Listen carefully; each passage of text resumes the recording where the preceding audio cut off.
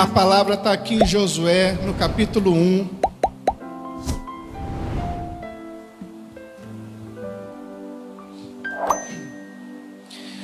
Eu li o versículo 8 no início do culto, e é nele que a gente vai ficar, que diz assim: não se aparte da tua boca o livro desta lei, antes medita nele dia e noite, para que tenhas cuidado de fazer conforme tudo quanto nele está escrito.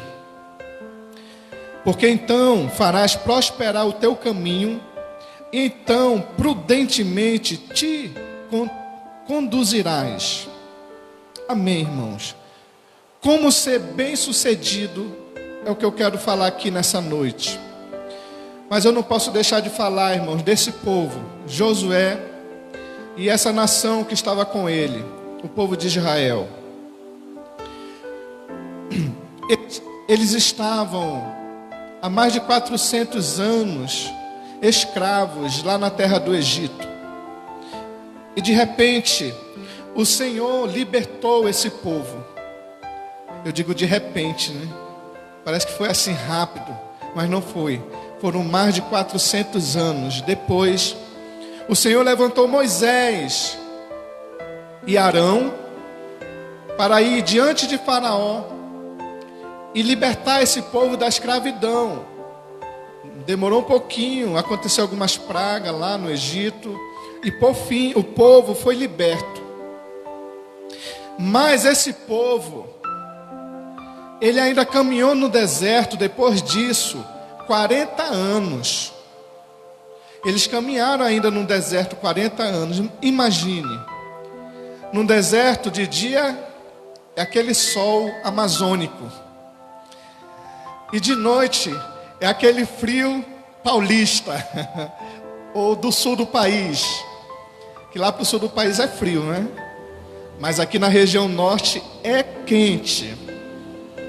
Aqui na região norte a gente usa ar-condicionado. Lá no sul eles usam o que? Aquecedores, não é isso? O nosso país é grande, tem várias coisas para a gente aprender. Mas aí o povo ainda viveu 40 anos num deserto. Deserto é um lugar que não tem água, não tem carne em abundância. E o povo teve que aprender a viver limitado, com pouca água, com pouca comida aqui, não tinha padaria para ir lá comprar pão, não tinha açougue para ir comprar carne, não tinha um poço para beber uma água. Por isso que acontecia alguns milagres ali, nesses 40 anos com o povo de Israel, na história dos primeiros 5 livros. Aqui e ali saía água da rocha, aqui e ali vinha aves, daqui e ali aparecia água, brotava, e os milagres aconteciam, pão caía do céu. E o povo aprendeu a visualizar e ver o poder de Deus. Mas mesmo assim, muitos deles murmuravam.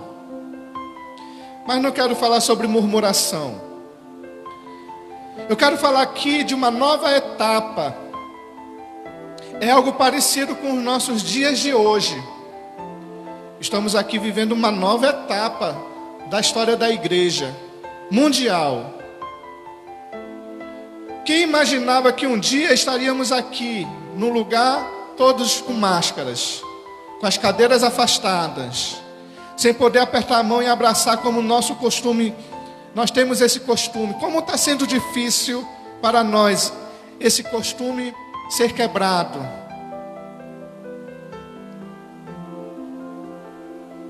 Mas nós estamos aqui, nós estamos sendo uma geração que temos que aprender a sair dessa situação. Assim como essa geração aqui de Josué. Aqui com Josué já era um novo povo. Porque os 40 anos que eles andaram no deserto, morreram aqueles que estavam escravos. E aqui na geração de Josué, estava uma geração que não tiveram a experiência de ser escravos, porque eles nasceram dentro do deserto já livres, libertos. Tirando Moisés, Arão, tirando até aqui o próprio Josué e o próprio Calebe.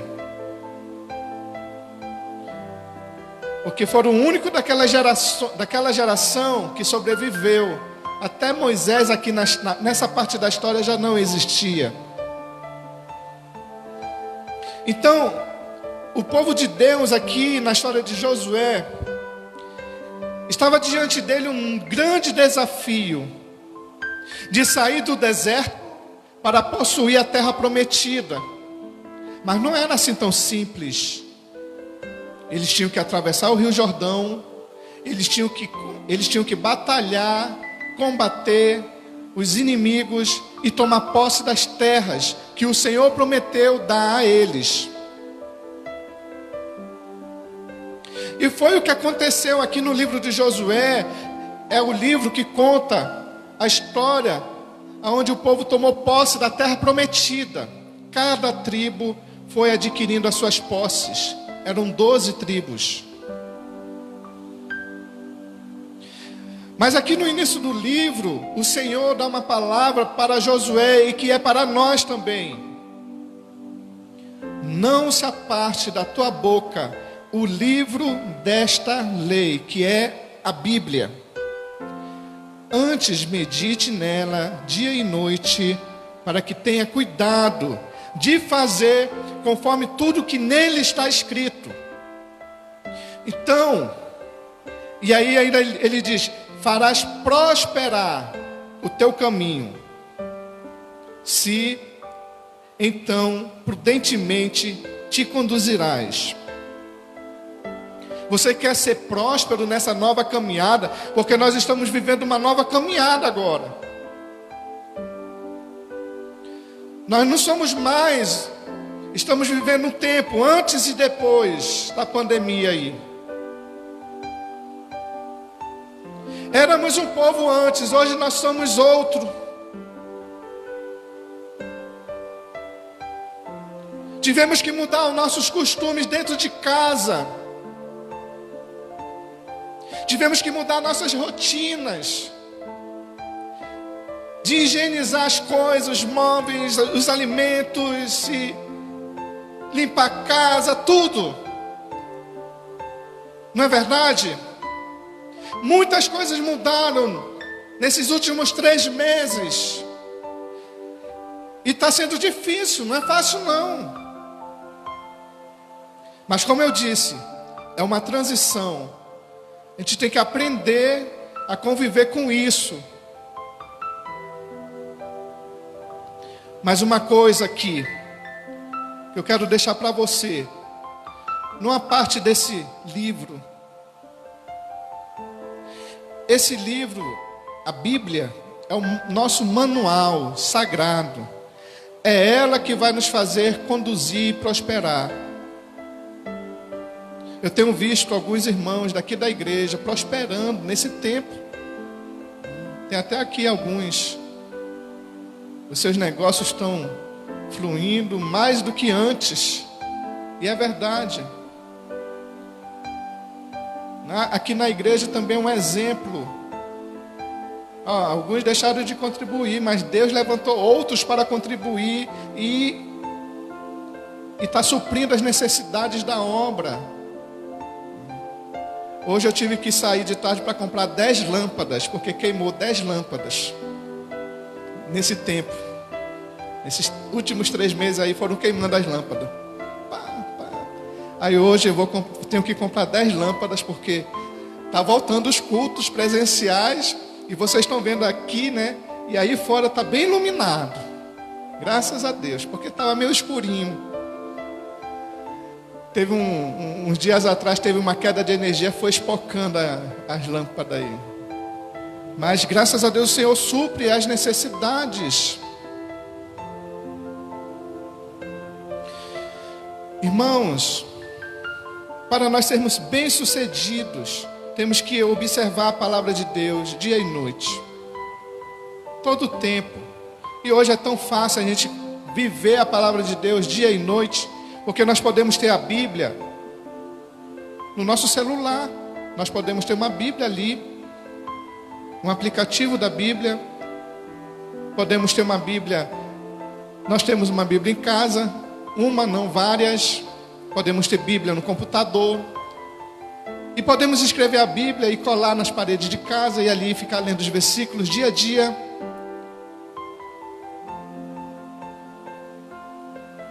E assim o povo de Deus aqui com Josué prosperaram. Eles não tinham que ser somente fortes e corajosos. Eles tinham que também atentar para a palavra de Deus, observar a palavra de Deus, não se desviar da palavra de Deus, e aí eles seriam bem-sucedidos. Claro que aqui no livro de Josué a gente vê aqui e ali um tropeço, alguém pecando e fazendo o povo ser derrotado. Isso acontece, é uma caminhada. Mas quando nós observamos a palavra e colocamos em prática, nós somos bem-sucedidos. Na história da Bíblia, o povo de Deus, olha só, aqui, na época de Moisés e Arão, eles tiveram que construir um tabernáculo no deserto. Da onde dinheiro? Da onde recursos? Mas eles tiveram. Porque a terra dá o próprio recurso para nós. Do rio a gente tira peixe, do campo a gente tira carne, frutas e etc. Da terra a gente tira tanta coisa para se revender e ganhar dinheiro. E não se esqueça que esta terra é do Senhor. Está lá no Salmo 24. É por isso que nós devemos, todos nós, todos, não é alguns, como alguns pensam. É todos, sejam crentes ou não crentes, sejam cristão ou ateu, todos têm que devolver aquilo que é do Senhor. Todos. Porque a palavra de Deus, ela é um mandamento do universo. Ela não é um mandamento só para uma nação específica. Ela é um mandamento para toda a humanidade cumprir. Seja brasileiro, japonês, africano, chinês, sei lá. Qualquer nação tem que obedecer a palavra de Deus. Ela é a lei máxima. E aquele que observa e pratica vai ser abençoado. Lá em Deuteronômio 28 fala, não vou nem abrir. Lá diz as bênçãos e as maldições daqueles que observam a palavra e daqueles que não observam a palavra. É só você ler depois lá em Deuteronômio 28. Mas o segredo da nossa prosperidade na nossa vida, em todas as áreas, irmãos, é cuidar de praticar a palavra de Deus. É simples. Não, é uma decisão pessoal. A pessoa decide em querer obedecer ou não. Então, aqueles que são abençoados, prósperos, sabem que o segredo está em obedecer a palavra de Deus. Se tem que perdoar, perdoar. Se tem que dar uma nova chance, dá uma nova chance. Se tem que amar, tem que amar. Então, vamos observar a palavra de Deus. Vamos colocar em prática o que ela diz para nós, porque é um bem para a nossa alma. Nos dá saúde até fisicamente. Quando nós atentamos para isso. Quando nós observamos a palavra do Senhor. E assim foi o povo de Deus, próspero. O primeiro grande desafio do povo de Deus aqui no livro de Josué foi conquistar a cidade de Jericó.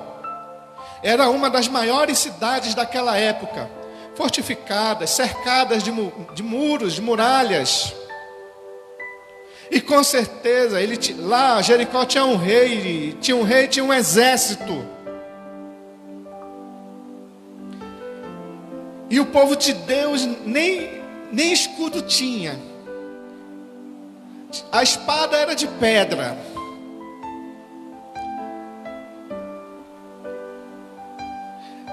Mas quem deu a vitória foi o Senhor. Eles apenas atentaram: olha, rodeia a cidade, vai rodeando a cidade, dia após dia, faz assim. Eles faziam. No último dia, rodeia a cidade 7 vezes. E depois os sacerdotes, os levitas, toquem as trombetas, e o povo tem que gritar. E aí as muralhas vão cair. E caíram. Sabe, irmãos, tem muitos exemplos na Bíblia aqui. Davi derrotou Golias. Davi não era nem soldado. E tantos outros exemplos aqui que eu não vou ficar aqui falando de todas elas. Mas o Senhor, Ele usa quem Ele quer para fazer a obra dEle. E está diante de nós a palavra do Senhor que fará prosperar. Porque a palavra de Deus diz lá no Salmo 119, no versículo 105, que a palavra de Deus é lâmpada para os nossos pés e luz para o nosso caminho. E quem tem a palavra de Deus está seguro.